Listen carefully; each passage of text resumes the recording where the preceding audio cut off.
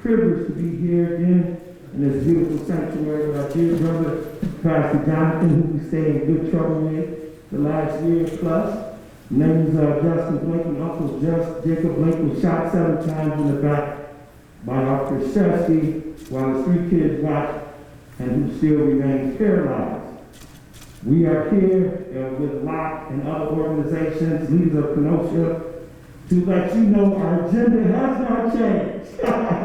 So we will continue to fight on into the new year with some of the local issues, some of the larger issues that we'll be discussing today. So this is letting those who know that support the fight and the justice that we seek.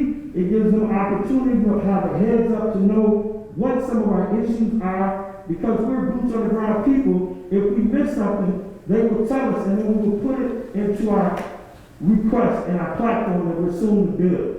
So we thank everybody for coming out. Pastor Jonathan is here to kick us off with a prayer to warm this place up like he always does. After that, Bishop Grant. After that, Uncle Jesse Jackson from Rainbow Push Coalition. Give it up for their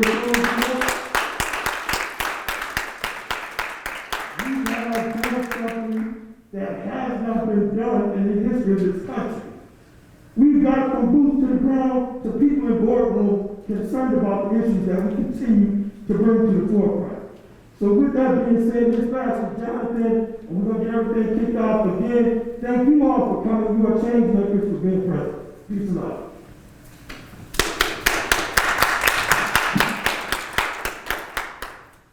Well, again, welcome to Grace Lutheran Church, and a year and a half later, we are so grateful to be able to welcome Reverend Jackson and Rainbow Push and Bishop Grant back to our sanctuary here at Grace Lutheran Church. It is a true privilege, and we appreciate the way that not only you stand with us today, but the way that you stood with us in the immediate aftermath of everything that happened. Your prayer, your support, the way you care for our community. So we are continue to be humbled and so grateful for your presence in our community. Well, let me open us with a word of prayer. Oh, Creator of the universe, we come before you this afternoon, continuing to seek your justice for our community here in Kenosha. There is much that is yet to be done. There is much that still burdens and troubles our heart. And so as a community, as local leaders, as the local faith community, we ask that you continue to invigorate the work of justice here in Kenosha. I thank you for each person that is here continuing to seek a more just Kenosha for all. We pray all this in your wonderful, your powerful, and your mighty name. Amen. Amen. Well, it is my great privilege to invite Bishop Grant now to come forward. Bishop Grant is somebody that I have felt a tremendous privilege to get to know over the last year and a half.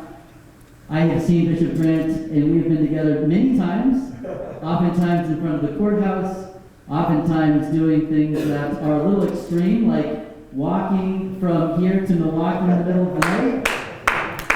And so I'm so grateful to have this dear brother come up, this dear brother who's worked so hard with us for justice. Give it up to Pastor John. All of the leaders who are here today, we're here for a just cause. Several days ago, disappointment of justice being delayed in the verdict of Kyle Rittenhouse. We all know what we saw, we know what we heard, we know what this community felt. We want to make sure that we remember the families of Anthony Huber and Joseph Rosenbaum and never forget them until justice is delivered. As many want to mistranslate that this is a done deal, it is not. Reverend Jackson is here to talk about the launching of what is called the Kenosha Commission. We know that the events related to the tragedy of Jacob Blake Jr. being shot 7 times in the back, and this county prosecutor refusing to file charges in that case, being the same county prosecutor to try the case of Kyle Rittenhouse. And it's just as different as night and day. What we saw in Brunswick, Georgia, is what we should have seen here in Kenosha County. Now, disappointment, though it is deep, it is causing us to turn our pain into power. And we want a full investigation of all the events surrounding the shooting of Jacob Blake, including the murder of Anthony Huber and Joseph Rosenbaum. Civil rights organizations will be joining with Locke and other local organizations and civil rights organizations, social justice organizations, to conduct this like we did the Kerner report. Come on. Go after how, who, what, when, and where as it relates to this. There is no happenstance that, for example, there was surveillance video made available through this trial. No one had an idea, had it not been for the trial, that there was actual surveillance. When we know up the road in Wauwatosa, they conducted a surveillance program on protesters, where they categorized protesters, peaceful protesters who had not committed a crime. We know that even the mayor of Wauwatosa was on that surveillance list. We know Attorney Kim Motley was on that surveillance list. We know people had their cell phones taken and wiped clean by the local police department. And we're thankful that very soon there will be a special prosecutor assigned in Wauwatosa to investigate those matters. That is because we put the feet of freedom in the streets. We want the case. We know a local news outlet filed a freedom of information request on 2 occasions to get the file related to the Department of Justice investigation into the shooting of Jacob Blake, and the Justice Department blocked both the request and the appeal. So the question is, what's in the file that you don't want the family and the community to know if it was done on the basis of fact and transparency? Reverend Jackson is here to support the Jacob Blake family's request that that investigation be reopened, that that file be released, that we know what they know as much as they know, to the degree that we get justice for Jacob Blake Jr. I think that's the right thing. How about you? All right. Last but not least, it is the life and story of Crystal Kaiser, Come on. Yes. who Come on. uses the same defense that Kyle Rittenhouse used. And this prosecutor did not go before a judge and fight Kyle Rittenhouse on using self-defense. But they went to court on Crystal Kaiser. And Crystal Kaiser won on the appeals level. Now they're taking it to the Wisconsin Supreme Court. Reverend Jackson has plans very, very soon to meet with Crystal Kaiser and her family and express his full and undaunted support for the freedom of Crystal Kaiser. And somebody ought to say something about that. The freedom of Crystal Kaiser. So we're here as a collaborative effort to work with local and regional leaders for the purpose of advancing this cause of social justice. You know, James Baldwin asked the question, why does this democracy work for everybody but me? And a person who has spent the better part of his life as a freedom fighter with Reverend Dr. Martin Luther King, who came to Chicago and started over 55 years ago Operation Breadbasket that became Operation Push, and now the Rainbow Coalition. And at 80, he is the hardest working civil rights leader that we know today. having come in from Milwaukee, where we've been fighting to save churches that are trying to take their tax exemption. And he said to me, I can't come this close to Kenosha and not come back home where the fight must go on. I want you to stand on your feet and let's give him a warm Kenosha welcome. Reverend Jesse Lee Johnson.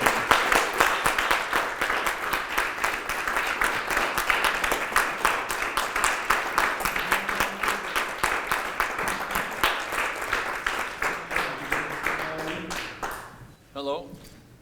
Hello? Please be seated. Let me express my sincere and profound thanks to Bishop Grant for his work here. Pastor of the church. Thank you, Pastor. Pastor. Give the pastor hands.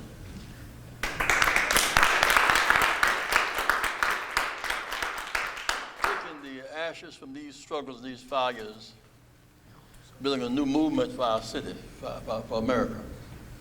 We're organizing 1,000 churches. Well, the churches have raised the basic money, 1,000 to 5,000 per church. There's 100 members of that church to join the Social Justice Commission. Choir, we have choir members, choirs, and deacon boards and trustee boards and all that. We'll have a social justice consciousness in our churches, for the most part. At best, we have a pastor who may be enlightened. I'm going to be entertained on Sunday, not to be emancipated.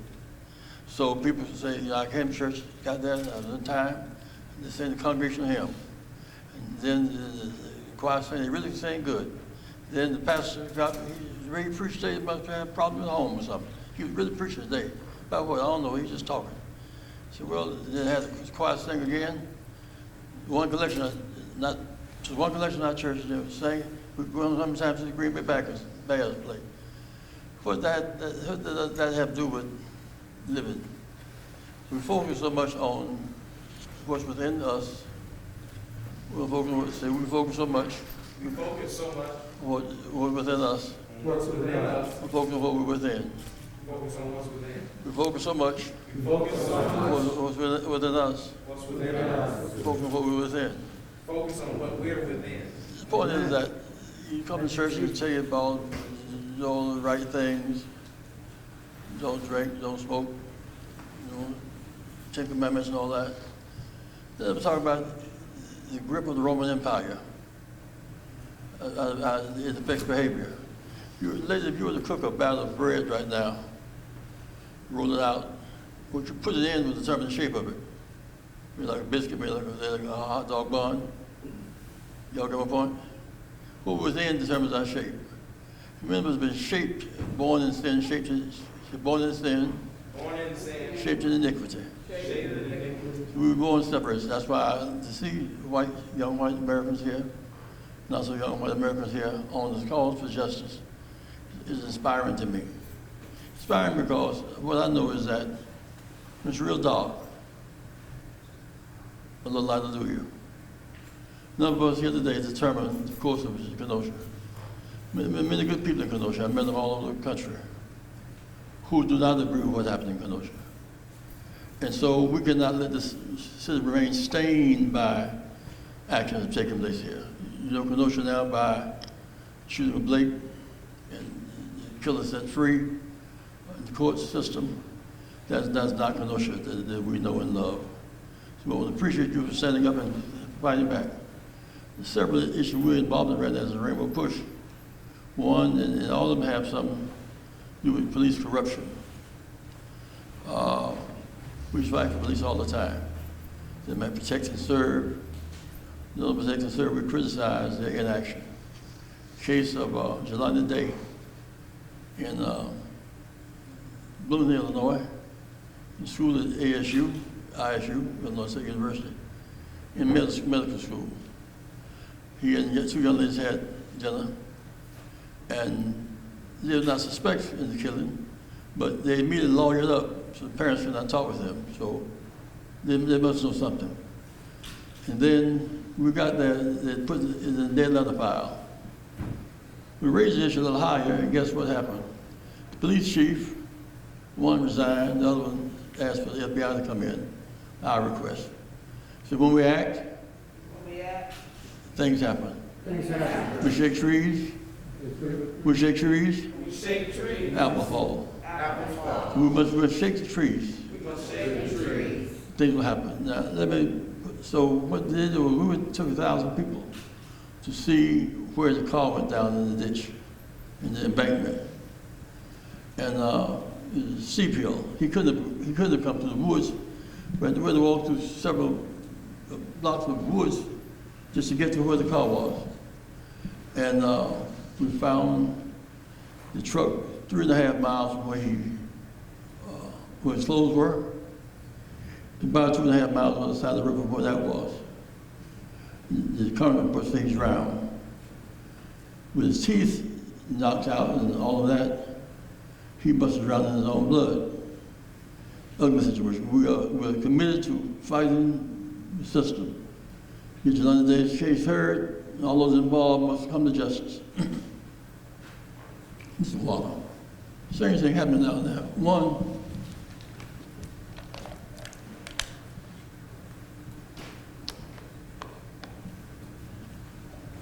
he was in grad school. He went to a grad school class. Thank you very much. And he missed one session. Teacher filed, next day she filed a missing person report. But it's hard to admit, to think about somebody in the grad class, 26 years old, missing a class and filed a missing person report. There's a lot of suspicions around that case in London Day. We want the full government to be involved in that case.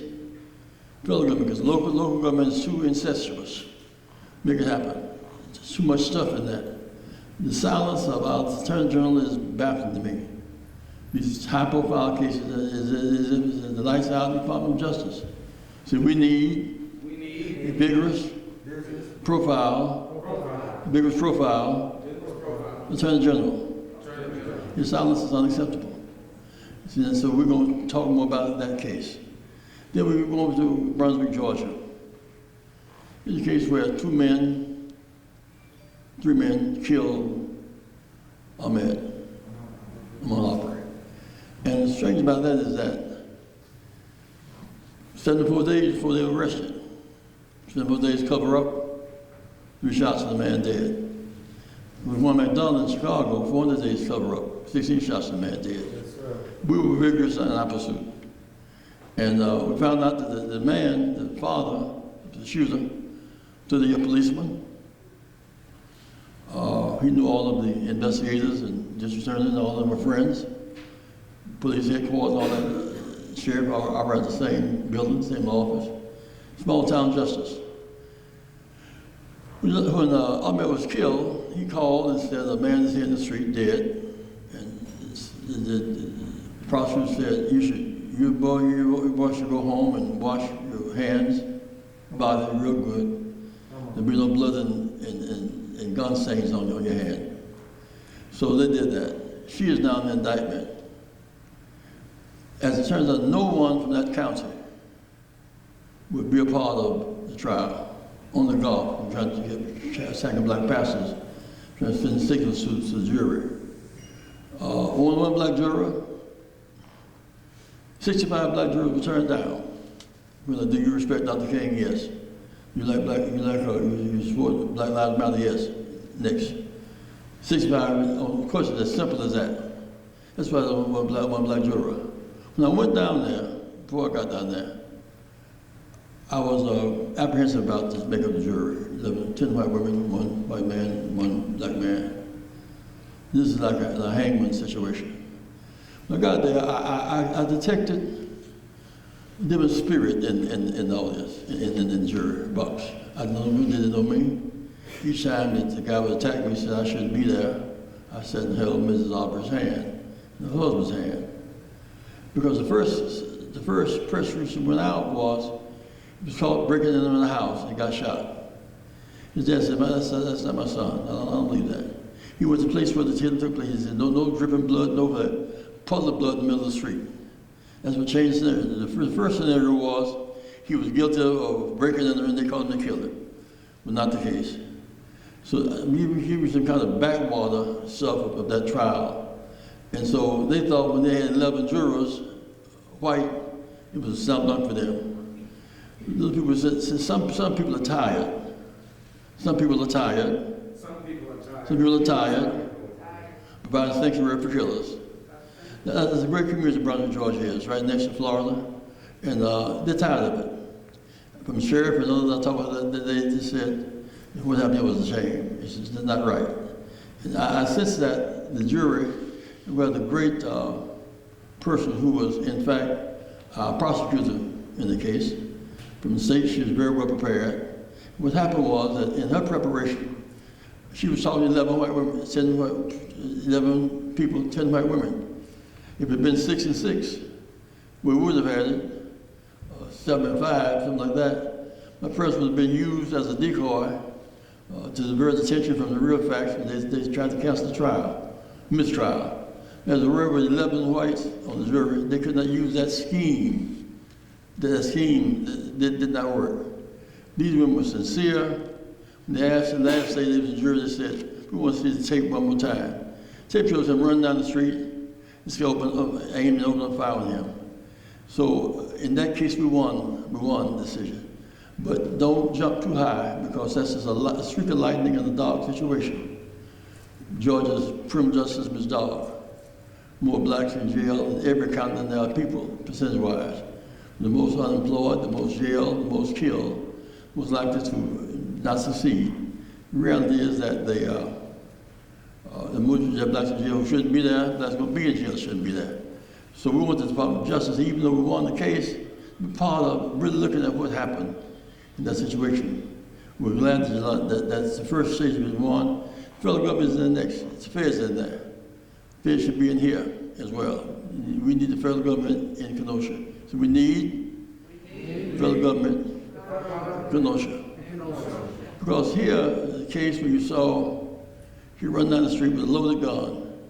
You know, that was illegal for him to bring the gun across the border. They have it loaded. His mother brought him. Mother took him home.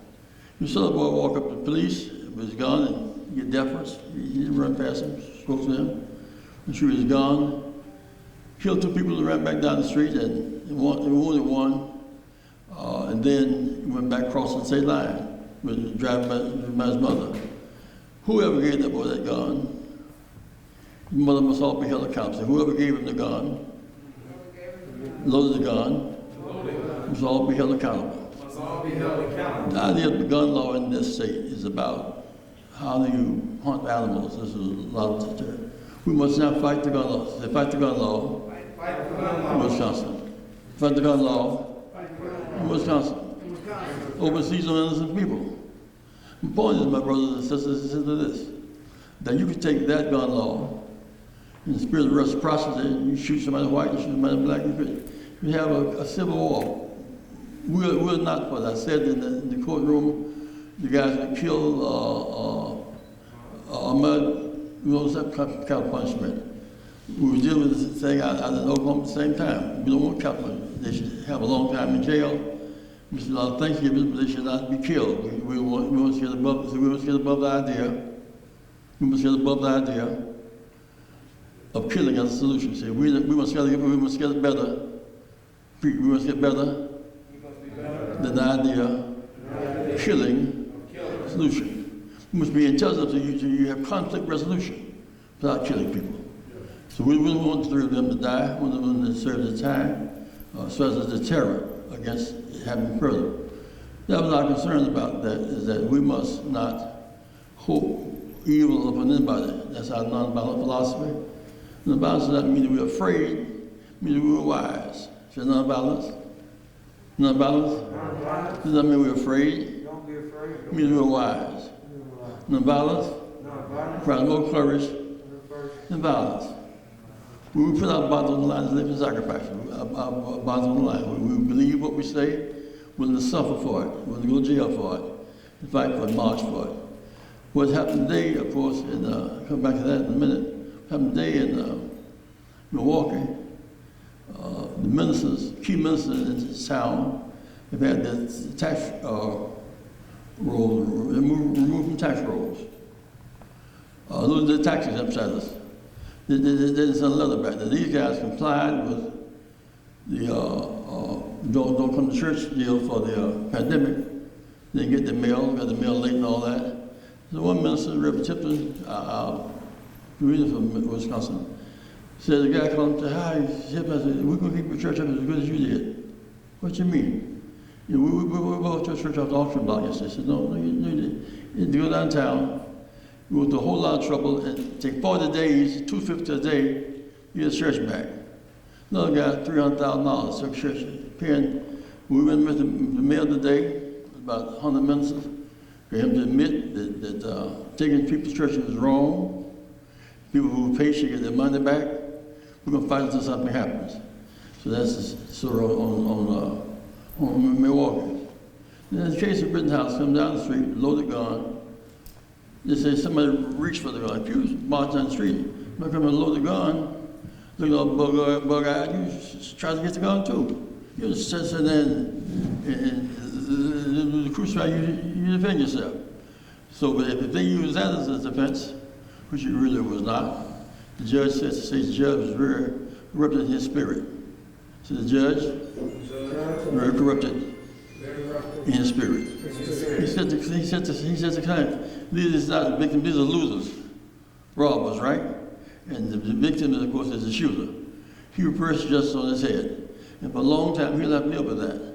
My concern now is not just about that Rittenhouse himself. 17-year-old kid will have to live having murdered 2 people the rest of his life. There are a lot of friends around me in the daytime when they offer jobs, like congressional intern and all that. But sometime between 12 and 6 a.m. in the morning, you're by yourself. Some call conscience, it just won't go away. I killed 2 people and shot another one. It was wrong. He knows it was wrong. He got by. He commercialized that kid and sent him into a hell of a situation. He said that his boy is going to be in college, he kills 2 people, you know. Get married, and he kills 2 people, you know. His children, he had to kill somebody. He'll be living with the scars, and he'll be living with the scars. He'll be living with the scars. That decision, the rest of his life. That action should not have been rewarded. He had mental challenges, among other things, parental challenges as well. So the adults took advantage of him, used him as a tool, do something wrong and something evil, shoot people. Now, we're going to honor Ms. July today at our Rainbow Bush King breakfast, January 17th. We're going to honor Mrs. Hubert and Mrs. Rosenwald. On her and the mother of Aubrey and Barbara Unwine, who did the most work. We honor them at AOC. It was a tremendous job as a woman of courage. So we're going to, I want you guys to be followed by our King celebration here, 15, 16, and 17 of January. So now back to the situation here. We want this case reopened. What said on my mind most about Blake was, the police got in the car and pulled up his t-shirt. He shot him 7 times back. How he lived, only God knows how he lived.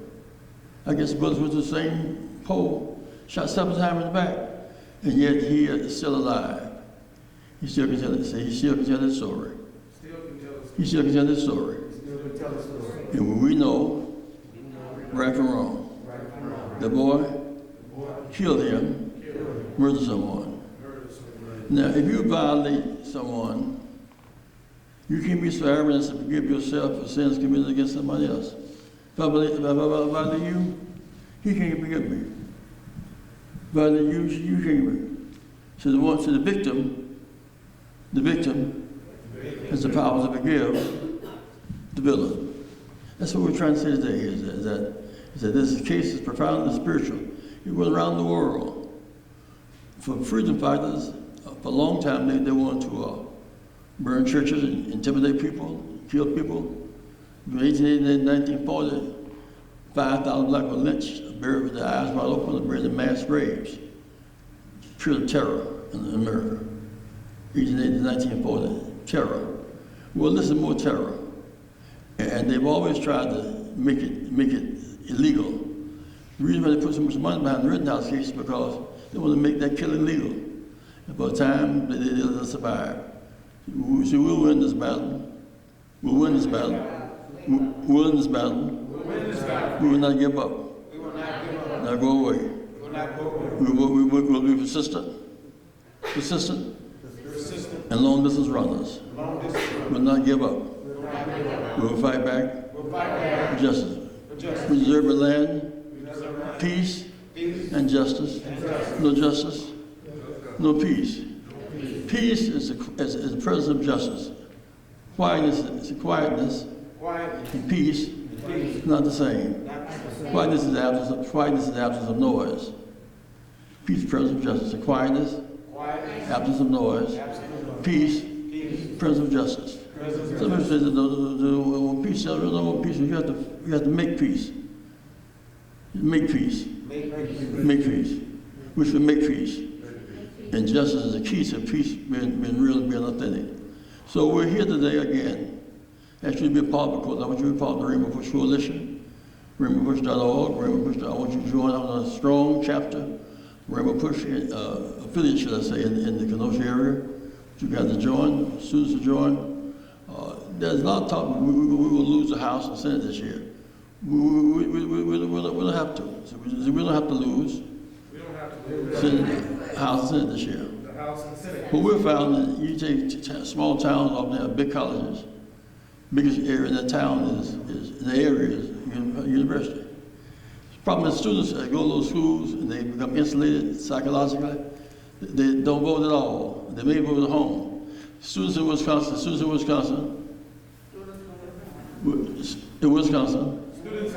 for Illinois, right to vote, with the 10 school.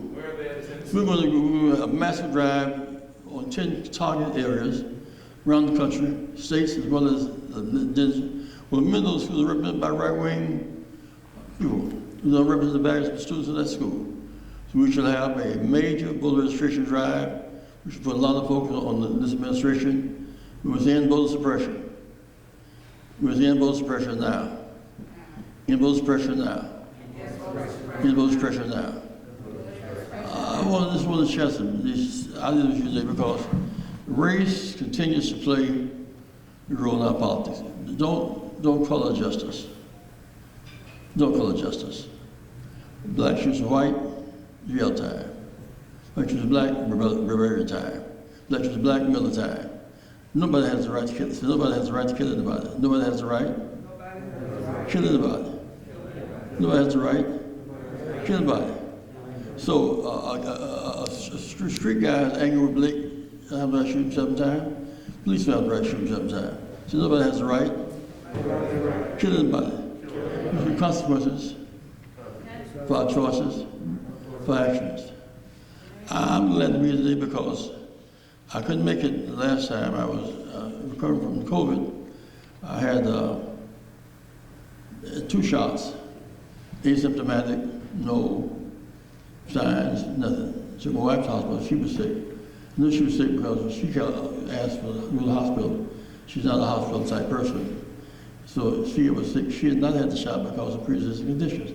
She's recovering from the hospital state. She was out the shot, the doctor would not let her, so that was her situation. The doctor said, how do you feel, Jess? I said, well, I'm feeling kind of lethargic, in my 18-hour days. So you tested positive. 6 days I tested positive. Then I went to the rehab, shut around rehab. And for 4 weeks, 5 weeks, I could not walk or step in 3 weeks. I had to learn to put my left in front of my right again. Could not talk for 3 weeks. These me going and walking and talking again. Thank you very much. Walking and talking.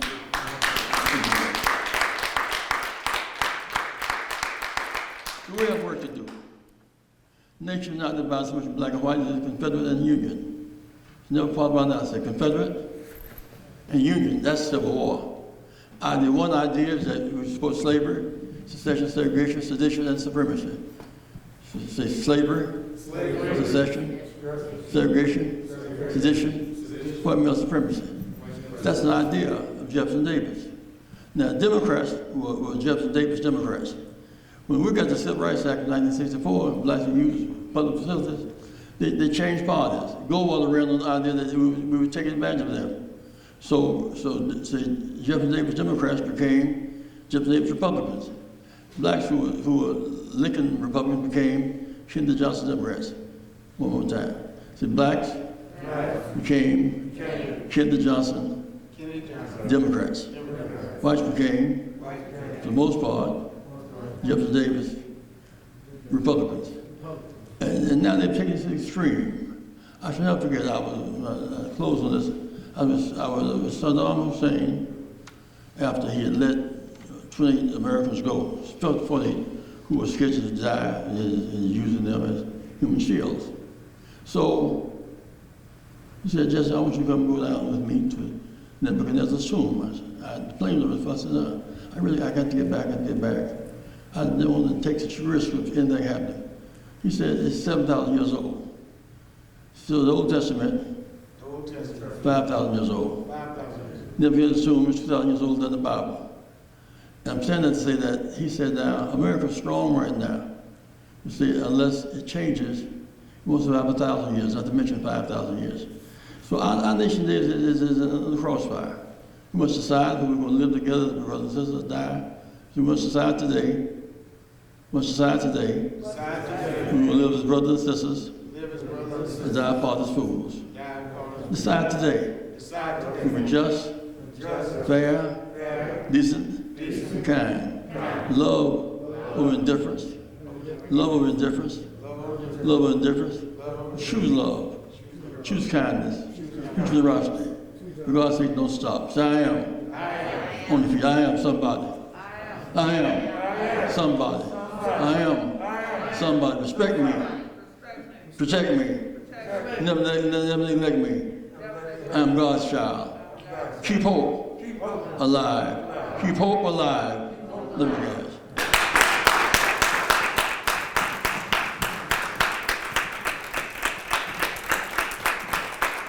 Give it up to all the women, Jesse Jackson, all around the world. Now it's time for the completion, baby. Every 50 countries, give it up. Give it up. We, as a Blake family, go all around the country trying to build relationships with community organizations to put issues on the front line. So we don't believe, history buff and a political science major, I don't believe you've seen in front of you the opportunity lies in front of us. Corrections, much needed rebuilding, much demolition of old thoughts and bringing about new thoughts, new creations, new systems are on the forefront. Generally, when you see a fight or change in a nation of this kind, of this size, overseas, it's done through changes brought about by war. War brings bloodshed. We're definitely at war, and we're winning this competition right now, my dear friends and family, because we haven't elected the bloody God. We're going to get what we came for. It's going to be a long, hard battle and struggle. We are here to challenge everybody that stands next to us, in front of us, and behind us. Our religious leaders have a role to play. Our community leaders have a role to play. As a father, mother, auntie, grandmother, grandfather, have a role to play. We are trying to put together, you can imagine a beautiful African clay pot was thrown into the middle of the sanctuary and shattered in many pieces. We're trying to do the undoable. We're trying to do what they said could not be done. If you understand really, truly, the Constitution of this country, who sat at that table and who was invited, the rules and laws, I was in a conversation the other day, and somebody said the rules and laws are working. Let me tell you, they're working perfectly for those who know, and it must be changed. And so those who stand up with Jacob Blake, my dear sister Bianca Austin, Breonna Taylor's aunt and her mother, the Floyd family. It's really more about this than what you saw happen. That was the perverted version of what we think is so small, but actually is so big in this country. Amen. This young man walking away wasn't happenstance. This was showing you what this country's built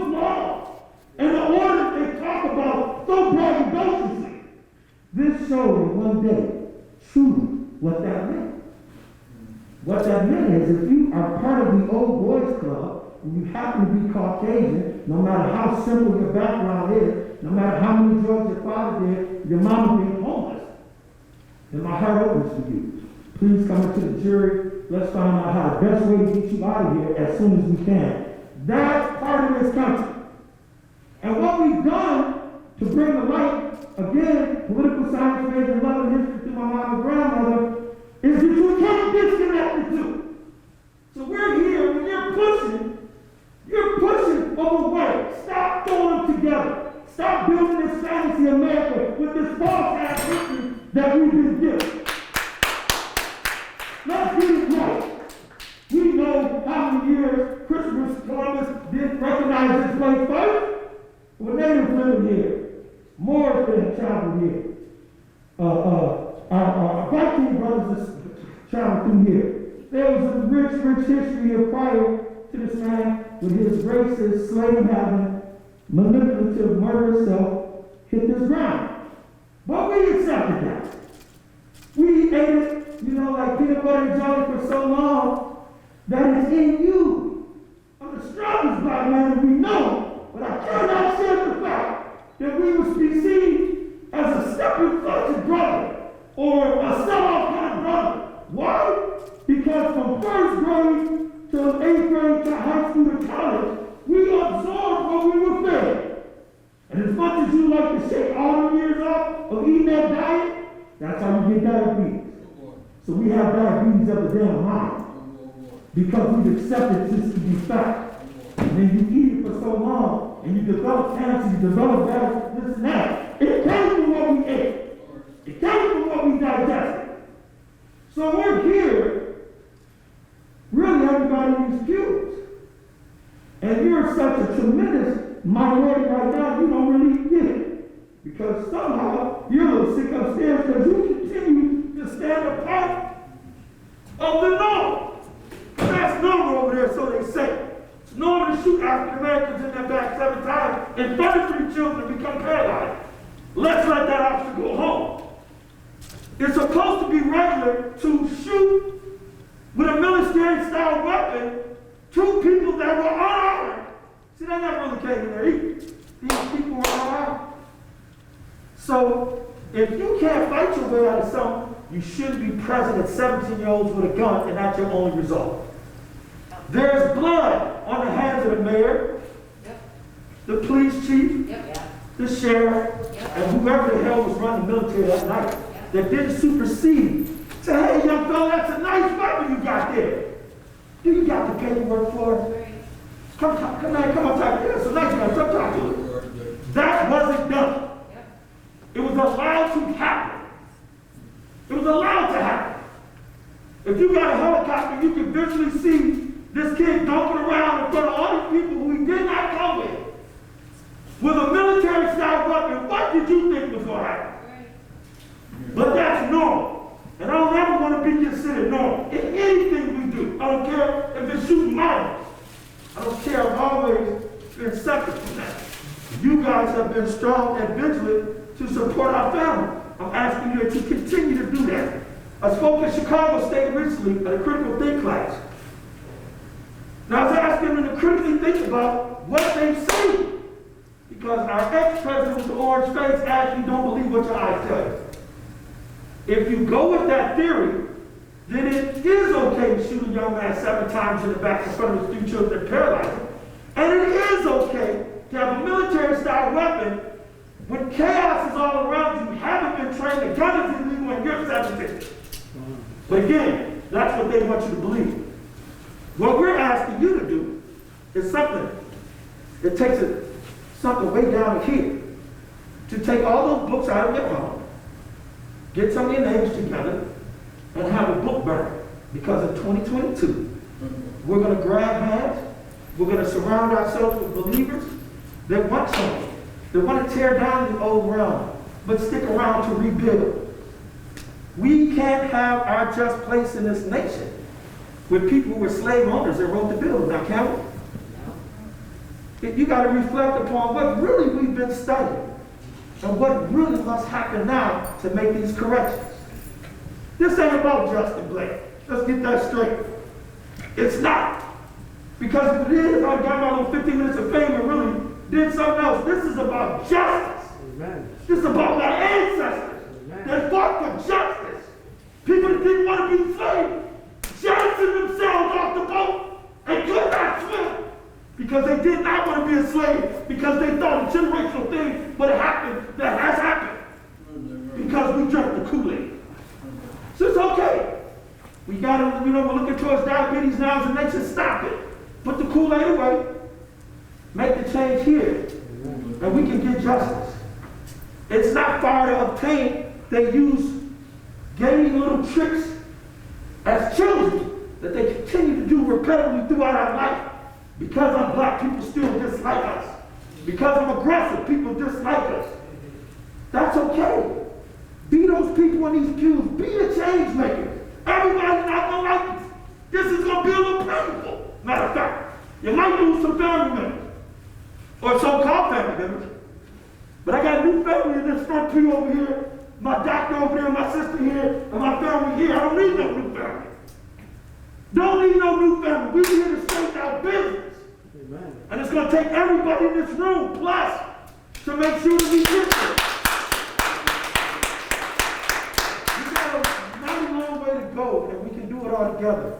The goal today was to show, Brother Kyle will be coming up in here in a minute with, we imagine Kenosha. What does that mean? The change that we're talking about, nationally and internationally, that allow a little African American kid, instead of third grade, people preparing for him to go to college, they're making a cop for him in a local jail or penitentiary. That's reimagining Kenosha. That's reimagining the world to us. That our children are more than jail bait. That it should be a goddamn shame that somebody's going to make money off the same people's ancestors that built this country. They can't vote. Vote challenges every time we look up. If anybody should be able to vote in this country, African descendants should certainly be the first. We've given out everything and received nothing in return. So if I sound a little angry today, it's because we are. And not going to shot 7 times in the back, and we need more change more quickly. And speaking in a polite voice, and walking around with your gloves on, you don't always get that. So I don't need no new friends. I got a whole bunch of solid friends that we stay in touch with from time to time. We don't never see each other, ride on their doorstep, and be welcome there. So need no new friends. That's not what this is about. It's about righting a terrible wrong that took place in this whole world. That religion support all different kinds, including Islam, and I'm a Muslim. So let's get to the core things. If you're about change, we'll see. Because 2022 is coming. We're going to form some partnerships. We're going to make a platform that has specifically to do with righting the wrongs that happen to us in this city. In the city, we will bring these people to a national level where you can voice the issues from the people whose boots are really on the ground. Amen. I went to Fiji one time. I was coming out of college. And we think this is democracy, and I'm here to tell you it's not. No. So in the chambers of Fiji's, they have to, each person that sits in that seat meets weekly with the people that go back and forth to the village. That's democracy. Because the decisions you made right away, you have to answer back to the people in the village. So we are eager to develop a new system where from your dining room table, the issues that affect you most are brought into this platform. We know we've been held down in education. Therefore, if you have a degree, you know you make less money. We got to crank up education. We have to be proud as African descendants to go get that education once again and bring it back to our community. We have to stop this policing the way it's done. We have to sort of tear it down and rebuild it. It's just not justice to see 50% of people in jail. There are only 17 in this nation. Something's wrong. Auburn case, 11 Caucasian brothers and sisters, but 55% in the city. 55? I don't know another city like America. 55, they got all brothers and sisters on the jury. Not unless you believe what everybody else believes over there, that 11 people and 1 African American was good enough. Our juries have to look more like the George Floyd case, where you have a mix of different people from all different communities. And if you can't see the jury like that, then the trial shouldn't go forward. This is the change we're talking about. They're not these big grandeur ideas that we can't make happen. We go to our elected officials and say, hey, if you can't have a jury that makes more of the makeup of the community of this nation, then y'all can't have a trial. Make it law, make it bill, and let's move forward to the next issue. We have that power. And I don't want to sit back at home with a shorty telling, yeah, you can be anything Malik or Malcolm, and you really can't. Because there's a system that cuts you down from 3rd grade to college, and if you're not at 3rd grade ready to go, then they got a pillow and a cot ready for you in the penitentiary. That is so insulting, I can't even express with y'all. I got a lot of words, and I can't tell you how much that hurts us every morning when we get up. So we got to change. We got to be willing to change ourselves too. See, that's hard, because people got video games and everybody wants to be freaking. Listen, that's got its place. But have a quiet moment with yourself and say, I was so tired in Chicago, they told me there's so many different means I was ready to just fall apart. Are you that committed? Am I going to go when I really don't feel like going? It's like paying a bill. But my son, when he was sick this weekend, said, Daddy, you went and worked on the skyscrapers when you weren't feeling well, because you had to take care of your family. That's what we do now. We get up every morning concerned about our community here, nationally and internationally. Amen. We can get this right. If it's sort of sitting on the fence like, man, I'm a little tired, we need to get us up, step back, take care of your mental state, and get back in the game. Ask your friends when you call, how you doing? And then wait to see what they say. My boy Will Calloway from Chicago brought out the 16 shots of the young man getting murdered by a police officer, had a mental breakdown, and was up in Northwestern. He doesn't mind if we say it, he wants us to say it. So he went through some terrible things after he developed and brought this tape out to the public. Please check on your loved ones. Mental health is a serious issue. The African-American community has really fluffed it off like it wasn't, and we've been the worst people to suffer from these cases. So just check with your friends and family, check how their well-being is doing. We are determined to get Jacob Blake's case brought back in front of the AG for the civil rights in DC. We're determined to get on board with Crystal Kaiser's family and lend them every aid and assist we got. It is absurd, and it shows you the systemic racism that's here in Kenosha. That one is free and one is in jail. One was prostituted and one is free. One was seen as international bait for these people on the webpage. One is free. One wanted a free life from sex trade, but one still walks free. We got to correct this scenario, and we want to be part of change, and we want you to be part of the change. We're merely a cog in the wheel, baby. That's all the Blake family, a cog in this big wheel for change. If you want change, you're at the right spot. We have the support of PUSH. We have the support of LOC. We're going to continue to fight for Anthony and JoJo and Gage. But the real change may not be what you think it is when it gets here. We got to figure that out. What does that change look like? Big ups to both of my brothers, Kyle, Johnson and Flood. We have now a school board that's going to be paid for. So that means if you're poor, you're economically challenged, you too can go sit beside how your educational system goes. The EEO system, I put the budget out for the EEO spot. Did I say it right? Okay, put that out of their budget for next year. But with the press and support of the people, that's back on the budget. These little fights that we're winning are going to mount into the big win that we want. So when we're building a building downtown Chicago, they literally got a number on the trailer. You know, 6 in the morning, you're trying to drink your Kool-Aid and get up on deck. But they make you see this number every day. And that's what we need to do starting today, going into the new year before it gets started. Put that number up on the board, how many days we're fighting. How many days you got up and fought this battle. Amen. Because downtown, if you can connect 100 days of nobody getting hurt, you can start seeing the big victory. So put on that icebox door or something in your bedroom. Poof, I'm in 32 days and I'm still fighting. Because when the victory comes that we're seeking, it's going to change the world. Amen. It's going to change the world. and white, Muslim and Christian, pushing and fighting for the same thing, what can become of that? So we just want you to know, this isn't lighthearted. These two young men didn't go home. There's nothing more significant than that. They did not go home. So this is just a reality check.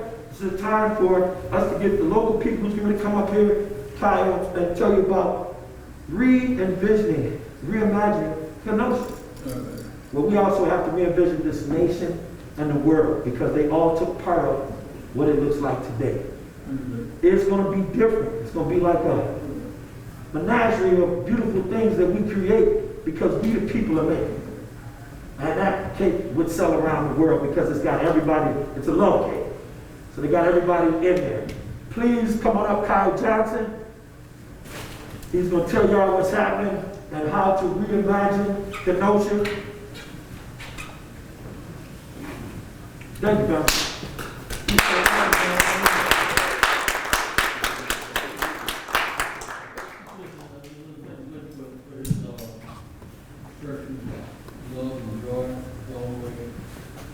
I'm a Christian, they don't my sister for you. I was there a long time ago. The freedom is not just a black idea. Seeing justice in all colors. We have the rainbow colors. Rainbow colors. Red, yellow, brown, and white. Red, yellow, brown, white. Everybody. The little boys get killed because of the shot. And the right way glorify the killer and different vilified the shot. Stories we were trying to kill in the 60s. That they should do that in the first place. So I appreciate the model of what I'm seeing. There is going to be a lot of renewable coalition.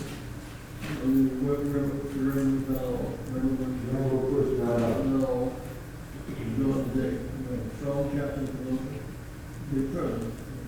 One son, Reverend appreciate one son more. All right.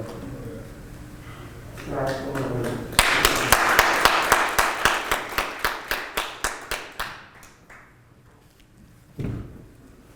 I want to thank the good Reverend for taking the time to be here in the community today, but also for being a leader in this fight for over 60 years. So please give the good Reverend another round of applause. So I'm the Kenosha Racing organizer for an organization called Black Youth Organizing for Communities. But I'm here beyond my professional capacity. I'm here as a Black American, as a Black Wisconsinite, as a Black Kenosha. And the reality is I still don't feel safe in my community. And I don't feel safe in my community because I've seen both sides of how the system allows white supremacy to continue to fester in this country. Last year in August, we saw Jacob Blake shot 7 times in the back, state-sponsored violence by a Kenosha police officer with no accountability. And then weeks later, we saw a vigilante murderer, whose name I will not say, shoot 3 people, killing 2, and was also not held to account. You see the 2 channels, both state-sponsored violence and vigilante justice were allowed to happen with no repercussions. It's unacceptable. So, in coordination with folks on the ground and with Justin and the Blake family, we identified the need to reimagine our community. And what does that look like? That looks like demilitarizing the police. That's investing in the education system so we can break the child to prison pipeline. Come on. That is reforming the carceral system so they cannot continue to lock up Black youth and Black men and Black women in this country. Wisconsin is the most incarcerated state for Black people in general, in the most incarcerated country in the world. Say it again. This state is the most incarcerated, puts the most Black people behind bars in the country that puts the most people behind bars in the world. And we often talk about North Korea and Russia and China, and we lock up more people than all of them. So that's why we need to reimagine Kenosha. So we've been marching And we've been marching longer than I've been alive. We've been marching since the good Reverend was a young man, alongside Martin Luther King Jr. But we're going to continue to march. But we're going to do more than that. We're gonna get involved electorally and continue to put people in office that represent our values. We're going to put folks in office that match our skin color and folks that may not match our skin color but also stand up for us. We're going to continue to organize. We're going to continue to march. And we're going to vote. But we're not just going to vote with our ballot. We're going to vote with our voices. We're going to vote with our dollar. And we're going to continue to build solidarity with each other because we know that's what white supremacy tries to deny us. They want to break us up in these channels and these silos and make sure that we don't come together to defeat the overall system. So that's what reimagining is. We're going to reimagine Kenosha. We're going to continue to heal as a community. And block by block, we're going to not only reimagine this community, but we're going to reimagine the country. So thank you all so much. Thank you.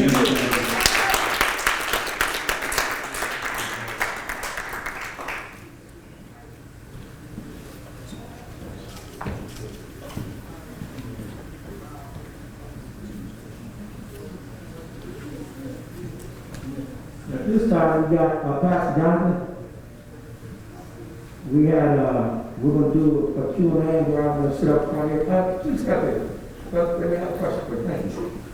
So at this point, we can open up, we're going to do a little Q&A. So that means if you're interested in getting yourself involved or have questions about some of the things that were said today, the reason, Pastor Jonathan, if you can come up, please. The reason we believe that we've been so successful is because we stay in the streets. We are saying what the people are saying. We just said on national, international TV. So if there's anybody that have questions of any sort, please stand up. Dr. Kelly, if you got any questions, bro, please stand up, ask the question. Anybody, please feel free. Oh, go right ahead. Sounds like you're putting together a 2022 social justice agenda. And so can you bring me on this? Well, we've had the blessing of going around this country and working with many different families. We had the blessing of picking, I don't know how many states we picked, but like quite a few of my brothers said even more. Pastor Jesse, I'm going to put on here in a minute, has even more than that. It's overdue. I mean, if you want to talk about being neophytes, don't be ashamed of it. It's a fact. When we were marching, protesting before, maybe we didn't understand how the levels of power really work. So we were putting people in office, and we don't need to put people in office so much. We need to run the people that we put in office. And that comes from an economic engine. So we'll be working with the churches that Reverend Jackson mentioned to start circling the bandwagons. If you know anything about numbers, African descendants don't spend $1 one time around in their community. Asians are 25 times. My Jewish brothers are 28 or 32. Money runs out of our community because we don't have the concept how economic power leads to your plight. And now that we better understand that Uncle Jesse got the churches lined up, and we're going to get them going, work with the other organizations that have the same mission.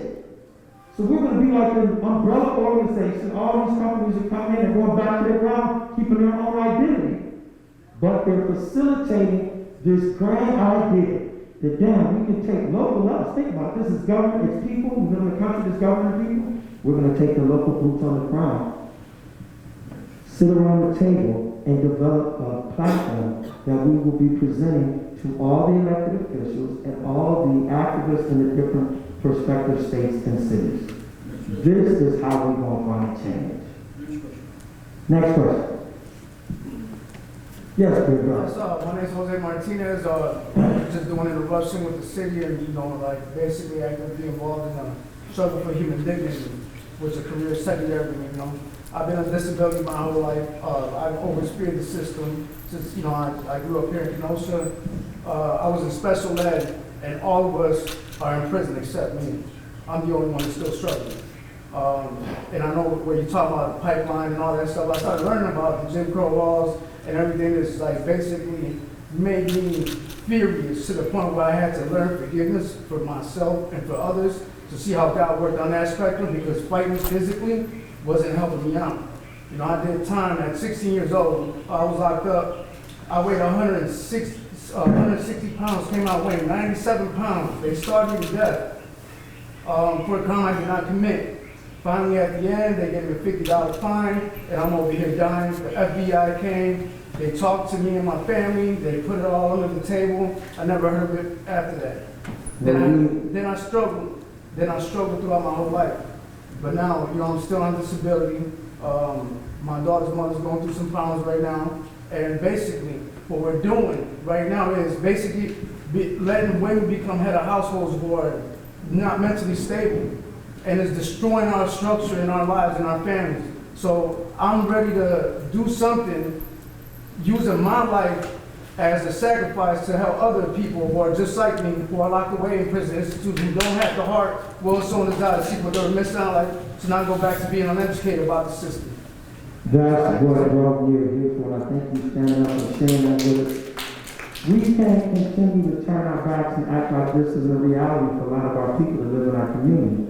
It is. And that's why we're taking the onus of that and putting it first on the table, not second, not third, not, tertiary. It will be first on our agenda, that we deal with specific issues that endanger our people, that jail our people. Those are some of our just everyday issues. If you can't live freely without getting shot or arrested or harm coming to you through the people that we pay taxes for, then we can't hit other issues. So we got to sort of start on freeing up the people so they can get out in the community. You want to say anything anyway?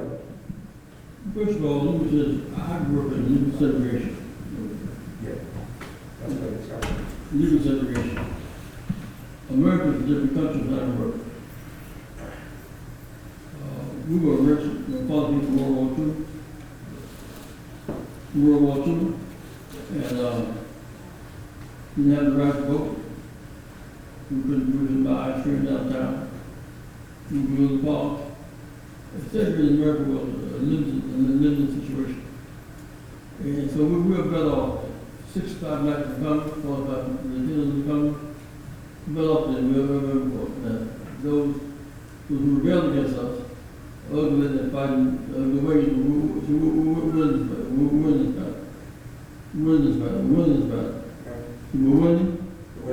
battle. Win this battle. Let us break the spirit. Next.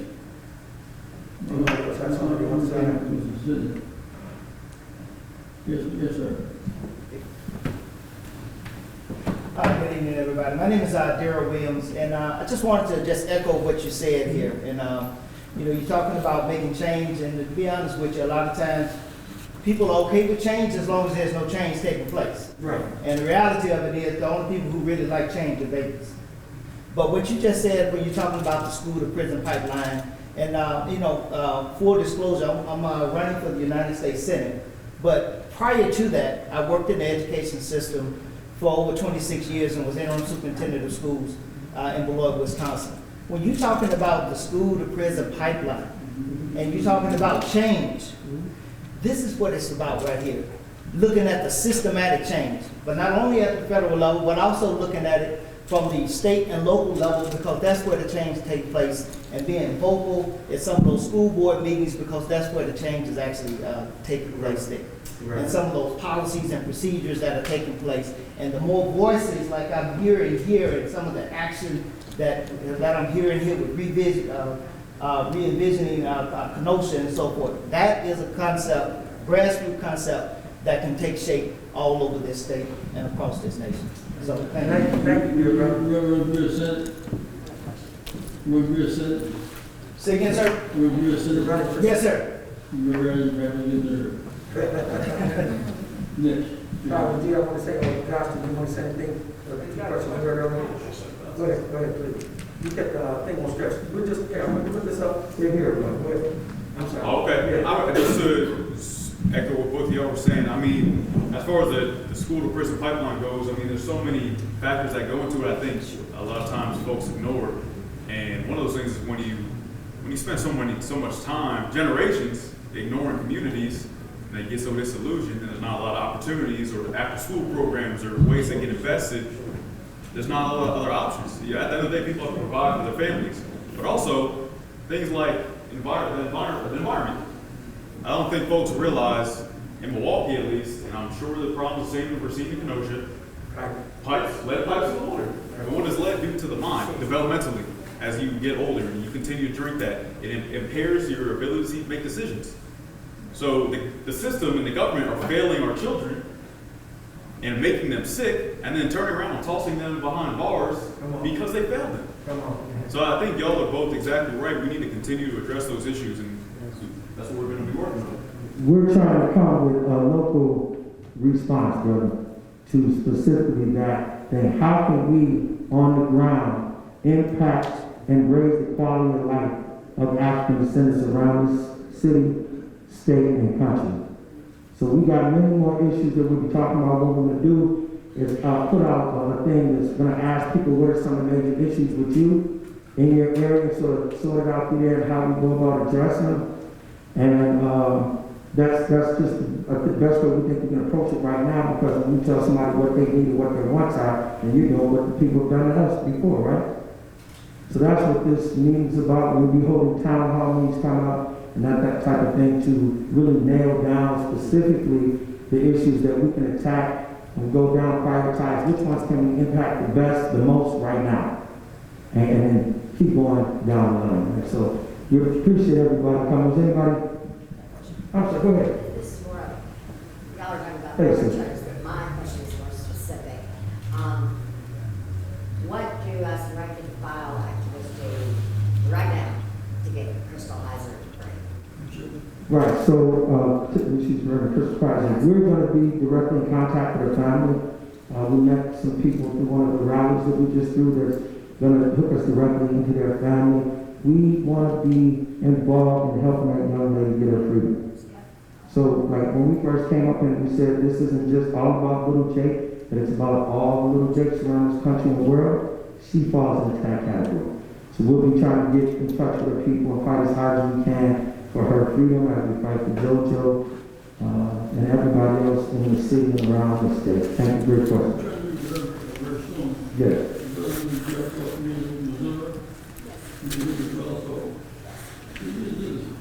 Hanging spots. Put them together to make that. So I do so much in the Rainbow Coalition. I know if we didn't have the right to vote, we would be sitting. We would fight the right to vote for community organizations outside of black side of town. Then we get beyond, reach the petition, we get beyond. Get beyond. Reach the petition. Yeah, right. An idea, like rare ideas. Read about the books from one chapter last year. Who went last year? Yes. It went out. Fairfield Legal. Rules Public. Rules Clear. Rules Fair. Rules Transparent. You can hear me now. Whatever the plan was legal. Whatever the plan was Rules Public. Rules Clear. Rules Fair. Yes, big. Look at it again, right? We'll fight this, we're going to protect the right to vote. We're going to put everything. We're going to fight. As soon as it turns down, we're all going to set down. When you pull down the religion, we start to urge people to vote, because most people for that statute didn't show up. The middle of who celebrated being down didn't show up to vote. I'm always going to go back down to the record after that.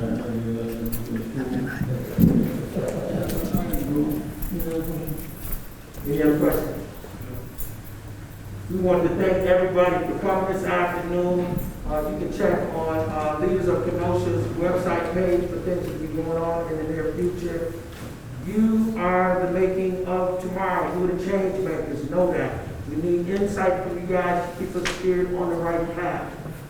This is, again, not about big eyes and little U's. Each and every thing that comes from different people that we utilize will be passed on with their name into it as it grows and grows and grows. We have nothing but time to get this correct. We've fought so hard. This gentleman's been fighting 50 plus years. 50 plus years. We saw our nephew shot. He saw Martin Luther King shot. we do have connections and affiliations, and we must maintain them because it just helps us win this terrible war that we're involved in. We thank each and every one of you. We're trying to get a sign-up list so we know who is here today. So we'll put it at the back as people going out, if they could please sign it. If y'all can give it up once again from the judges.